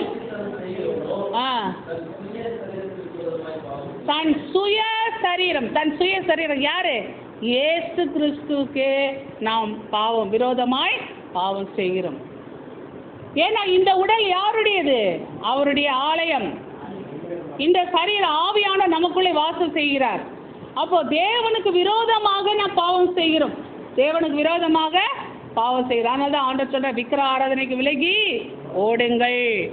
ஏன்னா விக்கிரக ஆராதனை என்பது சொல்லி பார்க்கும் பொழுது ஆண்டவர் சொல்றாரு, வேதத்தில் பார்க்கும் பொழுது கொலோசியர் 3:5 எபேசர்ல இதுலலாம் பார்த்தீங்கன்னா அந்த விக்கிரக ஆராதனை என்பது என்னன்னா விபச்சாரம், அசுத்தம், மோகம், துரிச்சை, விக்கிரக ஆராதனையான பொருள் ஆசை ஆகிய இவைகளை உண்டு பண்ணுகிற உங்கள் அவயவங்களை அழித்து ஓடுங்கள். அருமையானவர்களே, அப்போ விக்கிரக ஆராதனை என்னது? விக்கிரக ஆராதனைக்கும் வேசித்தனத்துக்கும் விலகி ஒன்னாவே சொல்லினே வருவார். அப்போ விக்கிரக ஆராதனைக்கு விலகி ஓடுங்கள்னா ஒரு கல் மண் வச்சோ ஒரு உருவம் வச்சு வழிபடுறது மட்டும் அல்ல. இன்னைக்கு நம்ம இயேசு கிறிஸ்துவை கூட ஒரு உருவத்தில் வழிபடக்கூடாது, ஒரு ஃபோட்டோவில் கூட நம்ம வச்சு வழிபடக்கூடாது. ஏன்னா ஆண்டவர் அந்த உருவத்தில் வரல, அது ஒரு ஆக்டர். நம்ம வச்சுருக்கிற படம்லாம் யாருது? ஒரு சினிமா ஆக்டர். அது அருமையானவர்களே, அதனால ஒரு சினிமா ஆக்டரை போயிட்டு நம்ம வழிபட்டுட்டு இருக்கிறோம். இன்னைக்கு நம்ம எவ்வளோ முட்டாள்தனம் பண்ணிருக்கிறோம். நம்மளாம் ஒரு காலத்தில் நானும் அந்த வேலை பண்ணின்னு இருந்த ஆளு தான். ஏன்னா ஜீசஸ் ஃபோட்டோ அந்த படங்க அந்த சுருபன்னா அவ்வளோ இஷ்டம். போய் தொட்டு முத்தம் கொடுத்துருந்த நாட்கள் உண்டு. படம் அது என்ன மாலையாக வாங்கி போடுறது, பூ மாலையாக போடுறது, அதே போல் அழகழகாக 3D படம், 3D என்னது இந்த வெளிநாட்டிலேருந்து வரும் 3D பிக்சர். இப்படி பார்த்தா ஏசத்தரி, இப்படி பார்த்தா மாதாவத்தரி, அந்த மாதிரிலாம் படம்லாம் வச்சுக்கின்னு அப்படிலாம் வணங்கிட்டு இருந்த ஆளுங்க தான். ஆனால் தேவன் என்னைக்கு சொன்னாரோ அது என்னன்னா அந்த விக்கிரக ஆராதனைக்கு விலகி ஓடு. ஏன்னா அதெல்லாம் மனுஷன் வரும், எவனோ ஒருத்தன். கடவுள் இல்லை, அது கடவுளே இல்லை. கடவுள் வார்த்தையாக இருக்கிற நம்ம கையில் இருக்கிற அதை நம்ம பார்த்துட்டு போவோம். அப்போ ஆண்டவர் சொல்ற விக்கிரக ஆராதனையான பொருளாசை. அப்போது இன்னொரு விக்கிரக ஆராதனைனா பொருளாசை. இன்னைக்கு பொருளாசைனா கணவன் மனைவிக்கு விக்கிரகமாக இருக்குது, கணவனுக்கு மனைவி விக்கிரகமாக இருக்குது, அதே போல் பிள்ளைங்க பெற்றோருக்கு விக்கிரகமாக இருக்குது, பெற்றோருக்கு பிள்ளைங்க விக்கிரகம். நிறைய நேரம் நம்ம என்ன செய்கிறோம்? மனுஷர்களை விக்கிரகமாக்கிறோம், பொருட்களை விக்கிரகமாக்கிறோம். இது இல்லாமல் என்னால் இருக்க முடியாது, பொருட்களை விக்கிரகமாக்கிறோம். ஆண்டவர் சொல்ல விக்கிரக ஆராதனைக்கு விலகி ஓடுங்கள். அப்போ விக்கிரக ஆராதனை என்னது? பொருளாசை விக்கிரக ஆராதனை, மனுஷ வணக்கம் விக்கிரக ஆராதனை. நம்ம கர்த்தரை விட்டுட்டு எதெல்லாம் ரொம்ப ஹைஃபையாக நினைக்கிறோமோ அதையெல்லாம் ஆண்டவர் நமக்கு பிரிப்பார். நல்லா ஞாபகம் வச்சுங்க. ஆண்டவர் போடுற திட்டம் அதெல்லாம் சில காரியங்கள்லாம் ஆண்டவர் நீங்கள் எதை நீங்கள் ஆண்டவரோட அதிகமாக ரொம்ப நேசிக்கிறீங்களோ ஆண்டவர் உடச்சி போடுவார். நல்லா ஞாபகம் வைங்க. உங்கள் வாழ்க்கையில் உன் பிள்ளையை நீ மேன்மையை நினச்சி உன் பிள்ளையை உன்கிட்ட பிரிச்சுடுவார். உன் கணவனை நீ மேன்மையை நினச்ச உன் கணவனை பிரிச்சுடுவார். மனைவியை மேன்மையை நினச்ச மனைவியை பிரிச்சுடுவார். உண்மைதான். நிறைய பேரை நான் பார்த்துருக்குறேன். அதே போல் பிள்ளைகளை நீங்கள் மேன்மையாக பிள்ளைகளை உங்கள்கிட்ட இருந்து பிரிச்சுருவேன். நீங்கள் கர்த்தரை தவிர ஆண்டவர் என்னை தவிர உனக்கு வேறு தேவன் இருக்க வேண்டாம். இன்னைக்கு விக்கிரகம், நிறைய விக்கிரகம், பொருள் விக்கிரகம், அதே போல் மனுஷர்கள் விக்கிரகம். இன்னைக்கு பொருள் ஆசை விக்கிரகம். அந்த பொருளுக்கு நீங்கள் என்ன செய்யுங்க, தேவனை அதான் ஏசா பண்ண மாதிரி அந்த உணவுக்கு ஆண்டவர் விட்டுட்டான். ஆண்டவர் கொடுத்த அந்த சுதந்திரத்தை விட்டுட்டான்.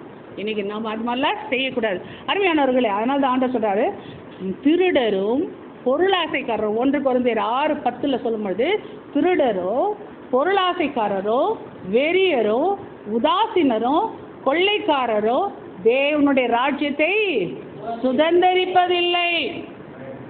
யாரெல்லாம் கர்த்தரை விட்டுட்டு இந்த உலகத்தை பிரதானமாக நினைக்கிறார்களோ, மனுஷர்களை பிரதானமாக நினைக்கிறார்களோ, அவர்கள் தேவனுடைய ராஜ்யத்துக்குள்ள போக முடியாது. தேவன் தெளிவாக சொல்றார். அதே தான் வேதத்தில் பார்க்கும்போது எபேசர் 5:5 சொல்லு, விபச்சாரக்காரனாவது அசுத்தனாவது விக்கிரக ஆராதனைக்காரனாகிய பொருளாசைக்காரனாவது. எப்படி கொலோசியர்லேயும் அதே தான், எபேசர்லேயும் அதே தான், விக்கிரக ஆராதனைக்காரனாகிய பொருளாசைக்காரனாவது தேவனுடைய ராஜ்யமாகி கிறிஸ்துவின் ராஜ்யத்தில் சுதந்திரம் அடைவதில்லை. அவனுக்கு பரலோகம் இல்லை, அவனுக்கு பட்டா இல்லை, வாரிசு இல்லை.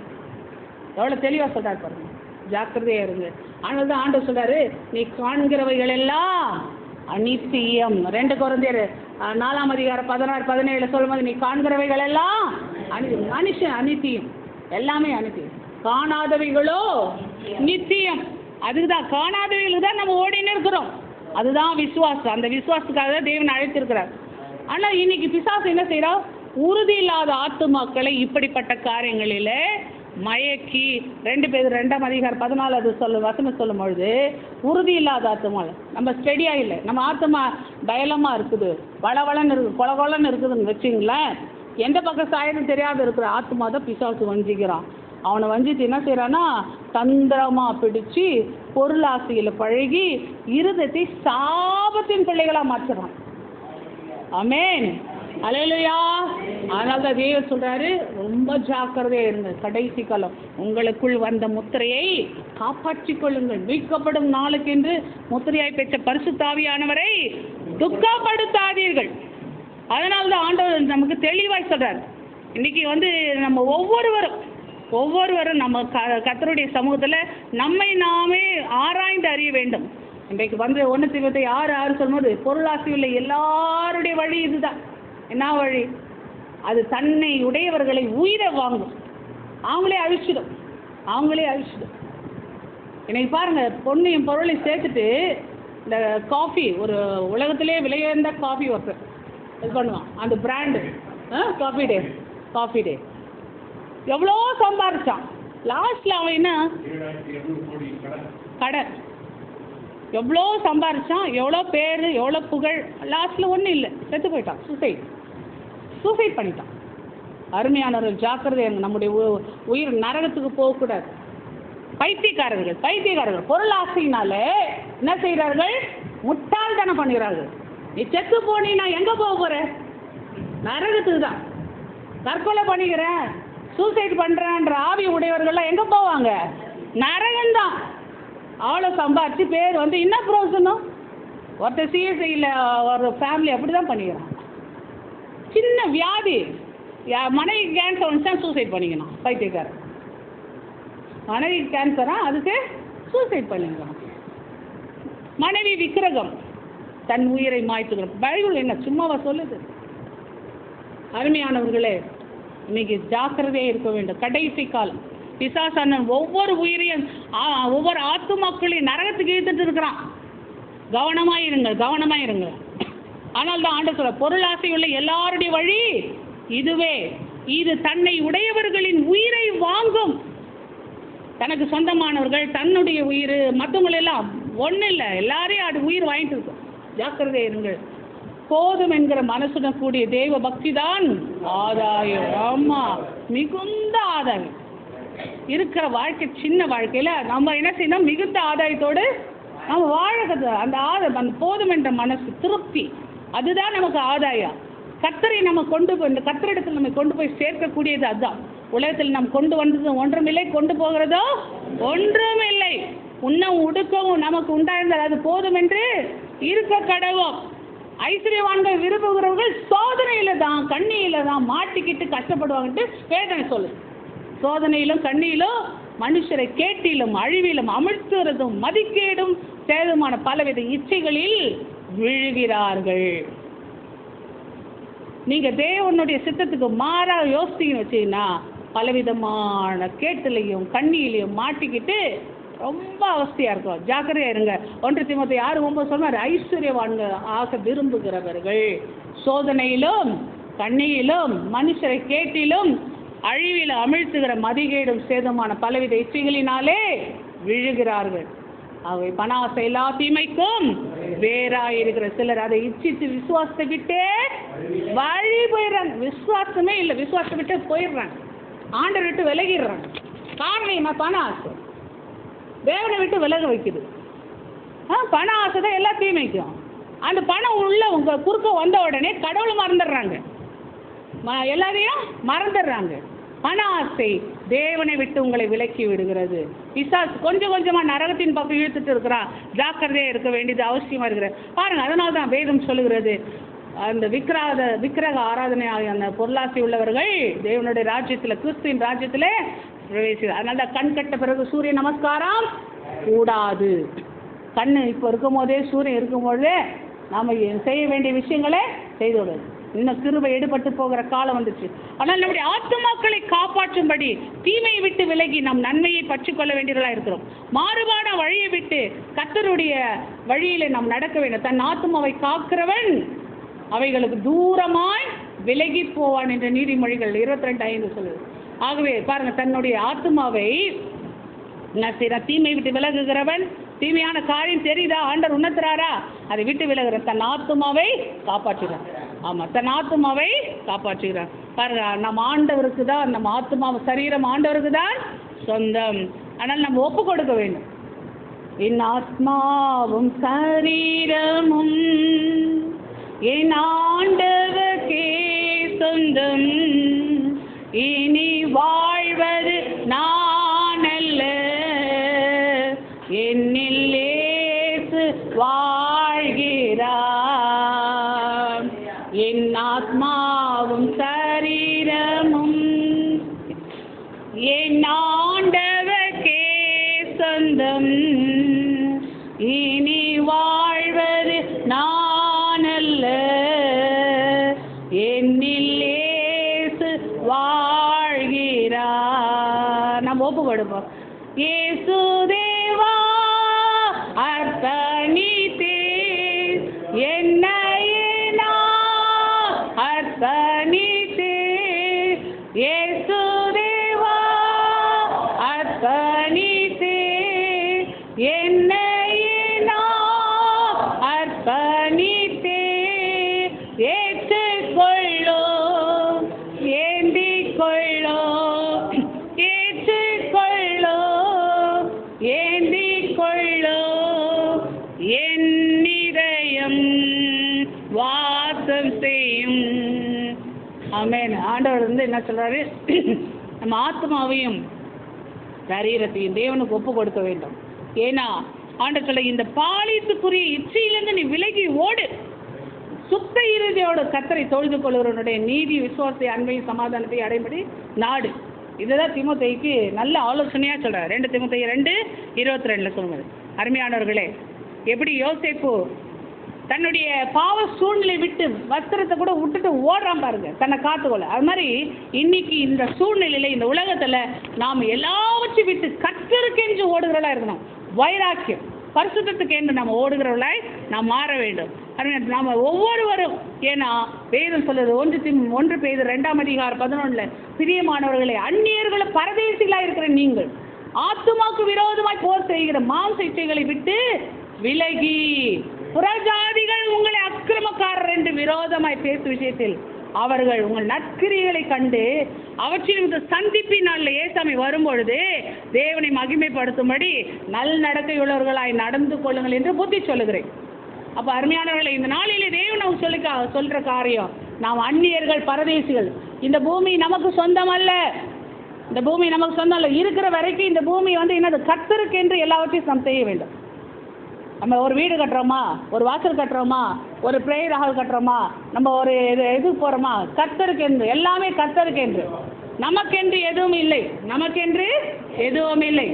அப்போ ஆத்துமாக்கு விரோதமாய் போர் செய்கிற அந்த மாம்ச இச்சைகளை நம்ம விட்டு விலகி, இன்னைக்கு தேவன் சொல்றாரு, அந்த சந்திப்பின் நாளிலே நமக்கு சாட்சி கொடுக்க வேண்டும். சந்திப்பின் நாள் என்ன செய்யணும், சாட்சி. ஆனால் அந்த சாட்சியை ஜீவிக்கும்படிதான் என்ன செய்யணும், கோணலும் மாறுபாடான சந்ததியை விட்டு என்ன செய்யணும், நம்மை குற்றமற்றவர்களாய் கபடற்றவர்களாய் தேவன் என்ன செய்யணும், அவருடைய பிள்ளைகளாய் மாறுபடிக்கு நம்மை அழைத்திருக்கிறார். பிலிப்பியர் 2:15 சொல்லும் பொழுது, இந்த கோணலும் மாறுபாடான சந்ததி, அவங்களுக்கும் உனக்கு என்ன வித்தியாசம்? நீ சத்தியத்தை கேட்கிற, ஆனா உலகத்தில் இருக்கிறவனுக்கு உனக்கு என்ன வித்தியாசம்? நீ முத்திரை பெற்றிருக்கிற, முத்திரை பெற்றவனுக்கு முத்திரை பெறாதவனுக்கு வித்தியாசம் உண்டு. நீ பரிசுத்த ஆவியினால் முத்திரை பெற்றால் இந்த உலகத்தில் இருக்கிறவனை போலவே நீ ஓடாத. இன்னைக்கு அவனுக்கு நமக்கு வித்தியாசம் உண்டு. கோணலும் மாறுபாடான அந்த சந்ததி விட்டு நீ விலகு. அவங்களுடைய சுவாபங்கள் நமக்கு வேண்டாம், அவருடைய காரியங்கள் நமக்கு வேண்டாம். இன்றைக்கு நாம் அவர்களை போல் அல்ல, நாம் தேவ சாயலை தரிக்க வேண்டும், தேவனுடைய சுவாபங்களை பெற்றுக்கொள்ள வேண்டும். மாசற்ற பிள்ளைகளாய் இன்றைக்கு தேவன் நமக்கு சொல்றது, மாசற்ற பிள்ளைகளாய் எல்லாவற்றிலும் முறுமுறுப்பு இல்லாமல் தர்க்கிப்பில்லாமல் செய்யுங்கள். முறுமுறுப்பு தேவனுக்கு அருவருப்பு. தர்க்கிப்பு இல்லாமல் செய்யுங்கள். இன்னைக்கு தர்க்கிப்பு, வாக்குவாதமும் பாருங்க, ஆண்டவர் தேவ கோபம் எப்போ தெரியுமா வெளிப்படுது? இஸ்ரவேல் மக்கள்கிட்ட வாக்குவாதம் பண்ணும் போது தேவ கோபம், முறுமுறுக்கும் போது தேவ கோபம். அதனால தேவன் சொல்றாரு, இன்னைக்கு தேவனுடைய ஆசீர்வாதம் நம் வாழ்க்கையில வர வேண்டுமானால் முறுமுறுப்பும் வாக்குவாதத்தை விட்டு நாம் தேவனை பின்பற்றுவர்களாய் மாற வேண்டும். அதே போல பாருங்க, ரோமர் 2:1 சொல்லும் பொழுது ஆண்டவர் சொல்றார், நம்ம தேவனுக்கு முன்பாக நாம் நியாய தீர்க்கப்படாதபடிக்கு நாம் மற்றவர்களை குற்றவாளி என்று நியாய தீர்க்காதீங்க, மற்றவர்களை குற்றவாளி என்று நியாயம். அப்போ கோணலும் மாறுபாடான சந்ததி மற்றவங்க எப்படி, அதே போல நீ இருக்காது. இன்னைக்கு நீ நம்ம ஒவ்வொருவரும் கர்த்தருடைய பிள்ளைகள், நம் தேவனுடைய சாயலாய் படைக்கப்பட்டவர்கள். ஆண்டவர் சொல்றாரு, இன்னைக்கு நமக்குள்ள கொடுக்கப்பட்ட அந்த முத்திரை பரிசுத்த ஆவியானவர், அவரை துக்கப்படுத்தாதபடிக்கு நாம் ஜாக்கிரதையாய் இருக்க வேண்டும். ரோமர் 2:1 சொன்னது, நீ போக்கு சொல்ல உனக்கு இடமே இல்லை. ஏன்னா நீ யாரை குற்றப்படுத்துற அதே குற்றத்தை நீ என்ன செய்யற. நம்ம எல்லாரையுமே நம்ம குற்றப்படுத்தும் பொழுது அதே குற்றத்தை நாம செய்யறோம். ஒரு விரல காமிக்கும், மீதி விரல நம்மளை தான் காமிக்கும். அப்போ குற்றப்படுத்துறது பிசாசினுடைய குணம். பிசாசுனா குற்றம் சாட்டுகிறவன். வெளிப்படுத்துகிற விசேஷம் 12ஆம் அதிகாரத்தில் 10வது வசனத்தில் நீங்கள் வாசினா தெரியும், குற்றம் சாட்டுகிறவன் தான் வேதம் சொல்கிறது. பிசாசானவன் குற்றம் சாட்டுகிறவன். அப்போ பாருங்கள், இந்த இடத்துல ஆண்டவர் சொல்ற, குற்றவாளியை தீர்க்கிறவன் நீ யாராலும் சரி, போக்கு சொல்ல உனக்கு இடமில்லை. நீ குற்றமாக தீர்க்கிறவைகள் எவைகளோ அவைகளை நீயே செய்கிறவதியால் நீ மற்றவர்களை குறித்து சொல்லுகிற தீர்ப்பினாலே உன்னை நீயே குற்றவாளியாய் மாற்றிக்கொள்கிறார். ஆமென், அல்லேலூயா. அதனால நம்ம யாரை பற்றி புறணி பேசக்கூடாது. நிறைய பேர் கிராமத்தில் பார்த்தீங்கன்னா கூட்டம் கூட்டமாக உட்காந்து கதை பேசுவாங்க. யாரை பற்றி பேசுவாங்க? அடுத்தவங்களை பற்றி தான் பேசுவாங்க. தயவு செஞ்சு அந்த கூட்டம் போட்டு பேசுறதை விட்டுங்க. நிறைய நேரம் நான் சொல்லுவேன், மொபைலை கூட 5 நிமிஷத்துக்கு மேலே பேசாது. ஏன்னா 5 நிமிஷத்துக்கு மேலே சொற்களின் மிகுதியில் பாவம் இல்லாமல் போகாது. உண்மைதான். தயவு செஞ்சு பேசாது, 5 நிமிஷத்துக்கு மேலே பேசாது. ஒரு ப்ரேயர் சம்மந்தமாக பேசுது. ஆனால் மற்றவங்களை பற்றி பேசணும்னா சரி நேரம் இல்லை, எனக்கு வீட்டில் வேலை இருக்குன்னு சொல்லிட்டு வந்துடுங்க. அருமையானவர்களே, சொற்களின் மிகுதியில் பாவம் இல்லாமல் போகுது. நிறைய பேசும்போது நீ உன் வார்த்தையிலே சிக்குண்டாயின்னு வேதம் சொல்லு. உன் வார்த்தையினாலே நீ என்னது சிக்குண்டாய். மத்திய 12 சொல்லும்போது நீ நீதிமான் யாரு குற்றவாளி யாருன்னு உன் வார்த்தையை வச்சு சொல்லிடலாம். நம்முடைய வார்த்தையை வச்சு ஆண்டவர் சொல்றாரு. அருமையானவர்கள், அதனால தான் சொல்லுது ரோமர் 2ஆம் அதிகாரத்தில் 2வது வசனம், இப்படிப்பட்டவைகளை செய்கிறது தேவனுடைய நியாயத்திற்கு சத்தியத்தின்படியே இருக்கிறது என்று அறிந்திருக்கிறோம். குற்றம் பேசுறவர்கள் யாரு? பிசாசுடைய சுவாபம். அவங்களுக்கு தேவன் நியாயத்திற்கு வச்சிருக்கிறாராம். நியாயத்திற்கு வச்சிருக்கிறாராம். குற்றப்படுத்துகிறவர்களுக்கு நியாயத்திற்கு. ஏன்னா பிசாசுக்கு கடைசியில் என்ன தெரியுமா? பாதாளம், நரகம். அதனால குற்றப்படுத்துகிறவர்கள் பிசாசுடைய ஆவியுடையவர்கள். அப்போ அவர்களுக்கு என்ன வைத்திருக்கிறாரு? நியாயத்திற்கு வைத்திருக்கிறார், பாதாளம் வைத்திருக்கிறார். அருமையான ஜாக்கிரதையார்கள், குற்றப்படுத்துறதை முதல்ல நிறுத்துங்க. அதே போல இப்படிப்பட்டவர்களை செய்கிற குற்றவாளி என்று தீர்த்து அவைகளை செய்கிற நீ தேவனுடைய நியாயத்திற்கு தப்பித்துக்கலாம்னு நினைக்கிறியா? தேவ தயவு இன்னைக்கு ஆண்டவர் உங்களோடு பேசி கொண்டிருக்கிறார். ஆவியானவர் உங்களோடு பேசி கொண்டிருக்கிறார். நம்ம இன்னைக்கு நாம தேவ தயவு நம்மை குணப்படும்படி அழைக்கிறது. தேவ தயவு நம்மை குணப்படும்படிக்கு அழைக்கிறது. ஆண்டவர் சொல்றார், ரோமர் 2:4 சொல்லுது, தேவ தயவு நீ குணப்படும்படி உன்னை ஏவுகிறது என்று அறியாமல் அவருடைய தயவு, பொறுமை, நீடிய சாந்த இவைகளின் ஐஸ்வர்யத்தை அசட்டை பண்ணுகிறாயா? இன்னைக்கு ஆண்டோடைய வார்த்தை நீ அசட்டை பண்றியா? இன்னைக்கு நிறைய பேருக்கு கேட்கறது தான் பெருசா இல்லையா? அசட்டை பண்றோம். இன்னைக்கு இந்த ரெக்கார்ட் ஆயிட்டு இருக்கு, அதை கேட்கறவங்களும் சரி, இன்னைக்கு இங்க உட்காந்து இருக்கிறவங்களும் சரி, நம்மோட ஆண்டர் பேசி கொண்டிருக்கிறார். ஆவியான பேசி கொண்டிருக்கிறார். அருமையானவர் ஆவியான சொன்னதுதான் நான் பேசிட்டு இருக்கிறேன். அப்ப இந்த நாளிலே கூட தேவன் நமக்கு சொல்றாரு, இன்னைக்கு காலம் ரொம்ப கொடிதா இருக்கிறது. கொஞ்ச காலம்தான். முத்திரையை காப்பாற்றி கொள்ள வேண்டும், பரிசுத்த ஆவியாரை காப்பாற்றி கொள்ள வேண்டும். தேவ தயவு நம்மை குணப்படும்படிக்கு அழைக்கிறது. நம்மை நாமே தகுதிப்படுத்திக் கொள்ள வேண்டும். நம்மிடத்தில் குற்றங்கள் உண்டு, குறைகள் உண்டு. யாரும் பரிசுத்தவான் அல்ல. பேசுகிற நானும் சரி, எல்லார்ட்ட குறைகள் உண்டு. ஆனால் நாம் எல்லாவற்றையும் நம்ம தகுதியாய் ஆராய்ந்து நம்மை நிதானித்து பார்த்து நம்மை திருத்தி கொண்டு தேவனிடத்தில் நம்மை தாழ்மையை ஒப்பு கொடுத்து நம்மை பரிசுத்தப்படுத்தி கொண்டு ஓடணுமே தவிர ஒருத்தரை குற்றப்படுத்திட்டு ஒருத்தரை தாக்கிட்டு அது தவறான ஒரு காரியம். உன் மன கடினத்தின் நிமித்தம் ரோமர் 2:5 சொல்லுது. இன்னைக்கு நீ இதை அசட்டை பண்ணின்னு வச்சுக்கிய, ஆண்டவர் சொல்றார், உன் மன கடினத்திற்கு குணப்படாத இருதயத்துக்கு ஏற்றபடி தேவனுடைய நீதியுள்ள தீர்ப்பு வெளிப்படும் கோபாக்கினாலே உனக்காக கோபாக்கினியை குவித்துக் கொள்கிறாய் என்று வேதம் சொல்லுகிறது. ரோமர் 2:2 ரொம்ப கடினமாய் ஆண்டவர் சொல்லுகிறார். இன்றைக்கு தேவன் 2-3 இடத்துல நியாய தீர்ப்பாய் இந்த காரியங்களை சொல்ல. அதனால இந்த சீர்கேடான கேள்வி பேச்சுக்கு விலகிருங்க. தயவு செஞ்சு கூட்டம் போட்டு பேசாதீங்க. கிராமத்தில் கூட்டம் போட்டு கிழவிகள் பேச்சுக்கே பேசாதீங்க. ஃபோனில் மணிக்கணக்காக இதில் பேசக்கூடாது. வனிதா சிரிக்கிறார். ஆமாம், ஃபோன் எடுத்தால் பேசுது, அவளை பற்றி இவளை பற்றிலாம் பேசுது, அதெல்லாம் பேசக்கூடாது. அதனால் அருமையான சீர்கேடான வீண் பேச்சுகளுக்கு விலகியிரு. அவைகளால் கள்ளப்போதர்களான அவர்கள் அதிக அவபக்தி உள்ளவர்களாக இருக்கிறார். அருமையான இன்றைக்கு தேவன் சொல்ல, மாறுபாடான இந்த சந்ததியை விட்டு விலகி உங்களை ரட்சித்துக் கொள்ளுங்கள். மாறுபாடான இந்த சந்ததியை விட்டு நீங்கள் என்ன செய்யுங்க? ரட்சித்துக் கொள்ளுங்கள் என்று ஆண்டவர் சொல்றார். அன்றைய நீங்கள் மீட்கப்படும் நாளுக்கு இந்த முத்திரையை பெற்ற பரிசுத்த ஆவியை துக்கப்படுத்தாதீர்கள் என்று சொல்றார். உங்களோடு கூட எங்களையும் கிறிஸ்துக்குள் ஸ்திரப்படுத்தி நம்மை அபிஷேகம் பண்ணினவர் யாரு? ஆண்டவராகிய இயேசு. நமக்கு இருதயங்களில் ஆவியின் அச்சாரத்தை கொடுத்தவர் யாரு? நம்ம ஆண்டவராகிய இயேசு கிறிஸ்து. அதனால நம்ம என்ன செய்யணும் பாருங்க, 2 தீமோத்தேயு 2:19 நம்ம முடிக்கிறேன், நான் சீக்கிரம். அதில் சொல்ல, தேவனுடைய உறுதியான அஸ்திபாரம் நிலைத்திருக்கிறது. கர்த்தர் தம்முடையவர்களை அறிவார் என்பதும் கிறிஸ்துவின் நாமத்தை சொல்லுகிற எவனும் அநியாயத்தை விட்டு விலக கடவான் என்பது அதற்கு முத்திரையாய் இருக்கிறது. இன்னைக்கு நாம் இந்த சொன்ன வார்த்தைகளை கேட்டு நம்மை ரட்சித்து கொண்டோம் என்றால் ஆண்டவர் என்ன செய்றாரு? நமக்கு அந்த முத்திரையை உறுதிப்படுத்துகிறார். ஆமென். அல்லேலூயா, அல்லேலூயா. இன்னைக்கு தேவனுடைய பாதத்தில் நம்மை ஒப்பு கொடுப்போம். எல்லாரும் கண்களை மூடுவோம், ஆண்டவருடைய கருத்தில் ஒப்பு கொடுப்போம். இன்னும் உடைகிறேன், நான் இன்னும் உடைகிறேன், உங்க கரத்தில் இருக்கவே ஆசைப்படுகிறேன். இன்னும் உடைகிறேன், நான் இன்னும் உடைகிறேன், உங்க கரத்தில் இருக்கவே ஆசைப்படுகிறேன்.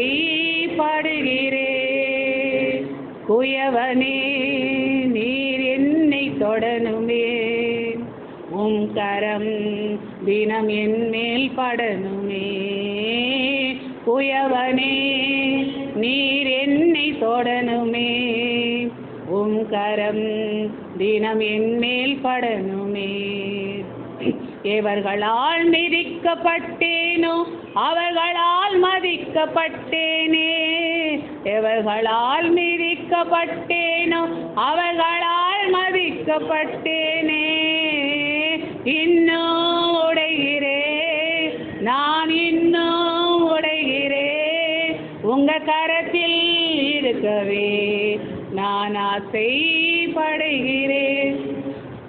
நீர் என்னை வணையும் போது பலமுறை கெட்டு போனே, உன் கரம் பிடித்த பின்பு வெகு தூரம் விட்டு போனே. நீர் என்னை வணையும் போது பலமுறை கெட்டு போனே, உன் கரம் பிடித்த பின்பு வெகு தூரம் விட்டு போனே. மண்ணென்று தூக்கி எறியாமல் பொன்னென்று கரத்தில் வைத்தீரே, மண்ணென்று தூக்கி எறியாமல் பொன்னென்று கரத்தில் வைத்தீரே. இன்னும் உடைகிறே, நான் இன்னும் உடைகிறே, உங்க கரத்தில் இருக்கவே நான் ஆசைப்படுகிறேன்.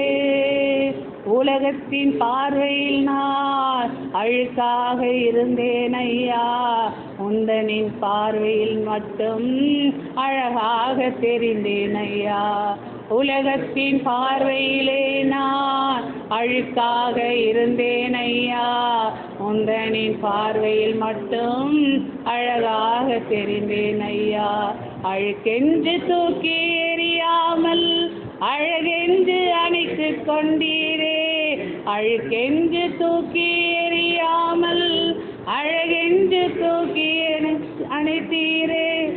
இன்னும் உடைகிறே, நான் இன்னும் உடைகிறேன், உங்க கரத்தில் இருக்கவே நான் ஆசைப்படுகிறேன். ஆமென் ராஜா. நன்றி ஆவியானவர். அப்பா, நாங்கள் இன்னும் உடைந்து குயவன் கையில் உள்ள மண்பாண்டமாக எங்களை ஒப்பு கொடுக்கிறோம். மறுபடியும் அணிந்து கொள்ளும் ஐயா, எங்களை சீர்படுத்தும், செம்மைப்படுத்தும், ஸ்திரப்படுத்தும் ஐயா. இதோ நாளானது மிக சமீபமாக இருக்கிறது கர்த்தாவே. இதை எல்லாமே ஆயத்தமாகி விட்டது என் தேவனே. ஆத்துமாக்களை பிசாசன் கொள்ளை கொண்டு போகிறபடி பல காரியங்களை செய்கிறான் ராஜா. இதை கர்த்தாவே எங்களை தகுதிப்படுத்தும், எங்கள் ஆத்துமாக்களை நஷ்டப்படுத்தாதபடி, கஷ்டப்படுத்தாதபடி என் தேவனுடைய கரங்களை எங்களை ஒப்பு கொடுக்கிறோம். ஒருவரும் கெட்டு போகக்கூடாது என்று விரும்புகிற தேவன் அல்லவா. அது ராஜ்யத்துக்கு பங்குள்ளவர்களை எங்களை மாற்றுங்க தகப்பனே. கொஞ்சம் சத்தத்தை கேட்குற ஒவ்வொரு பிள்ளைகளையும் என் தேவன் நீங்கள் பொறுப்பெடுத்துக்கணும், ரட்சிங்க அப்பா. எங்களுக்குள்ள குற்றங்கள் உண்டு, குறைகள் உண்டு, எல்லாம் உண்டு ராஜா. எங்களை சீர்படுத்தும்படி, செம்மைப்படுத்தும்படி, எங்களை சிக்ஷிக்கும் பொழுது அதற்கு நாங்கள் எங்களை தாழ்த்தி ஒப்பு கொடுத்து அப்பா உமக்கு எதிர்த்து நிற்காதபடி, அசட்டை பண்ணாதபடி என் தேவனே அப்பா எங்களை தகுதிப்படுத்தி பரிசுத்தப்படுத்தி எங்களை நடத்த வேண்டுமாய் செபிக்கிறோம். பிசாசான யாரை கொள்ளை கொண்டு போகாதபடி இயேசுவின் நாமத்தினால் அந்த கரத்தின் கிரியைகளையும் எல்லா கடின இருதயங்களையும் கடிந்து போ என்று கட்டளை கொடுக்கிறேன். கர்த்தர் பொறுப்பெடுத்துக்கொள், பரிசுத்தப்படுத்தும் ஐயா. எங்களை இன்னும் பரிசுத்தப்படுத்தும் கர்த்தராகிய நீர் பரிசுத்தராக இருக்கிறது போல எங்களை இன்னும் பரிசுத்தப்படுத்தும் ஐயா. இன்னும் உடைத்து எங்களை உருவாக்குங்க, தகுதிப்படுத்தும். அதை நாம மாத்திரம் மகிமடையும். இயேசுவின் நாமத்தில் நல்ல பிதாவே, ஆமென்.